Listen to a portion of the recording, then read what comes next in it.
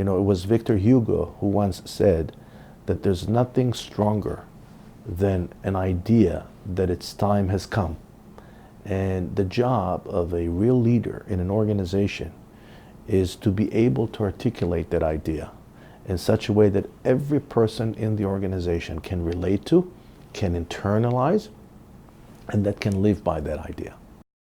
If I could do something with no restriction, I would say it would be changing the narrative about the state of Israel, because I think that Israel is not gaining enough recognition for its contribution to the world. And Israel is making a great contribution in every area of life, every day, whether it's medicine or technology or culture or even cuisine. The Israeli cuisine now is one of the most celebrated cuisines in the world.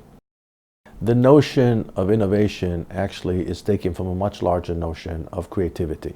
And the question every manager is facing: how do I, in the 21st century, create an environment that not only nurtures but also facilitates creative thinking?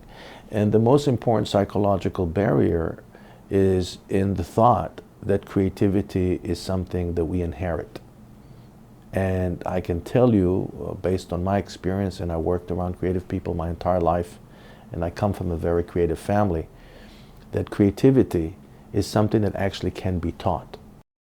The first thing that you need to do in order to turn your environment into a creative environment is to allow people to ask questions. If you are allowed to question and challenge every assumption, at the end, it will lead you to the most unexpected, unpredictable places. And that's where creativity lives. And it can be taught. People can be trained how to do it.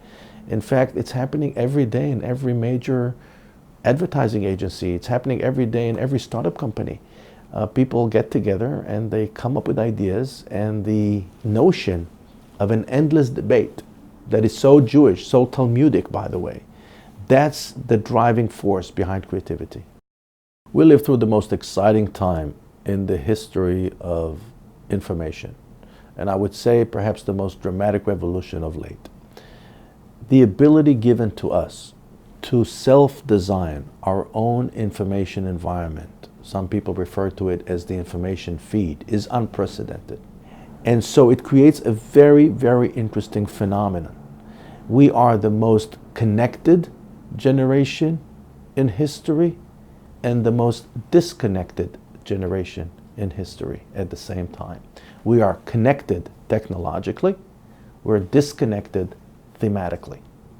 And it presents a challenge for marketers, but also a great opportunity. I believe it will give rise to a new emerging field, which I'm involved in, called nano-marketing, the ability to deliver the product to the user in such a way that is not only attractive and relevant, but also effective and efficient.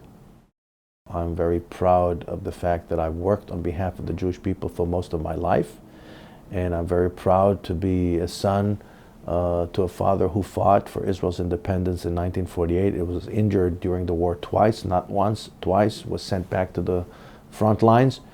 And I'm very proud of the fact that I was given the chance of helping a little bit this great collective called the Jewish people. I'm very proud of my faith.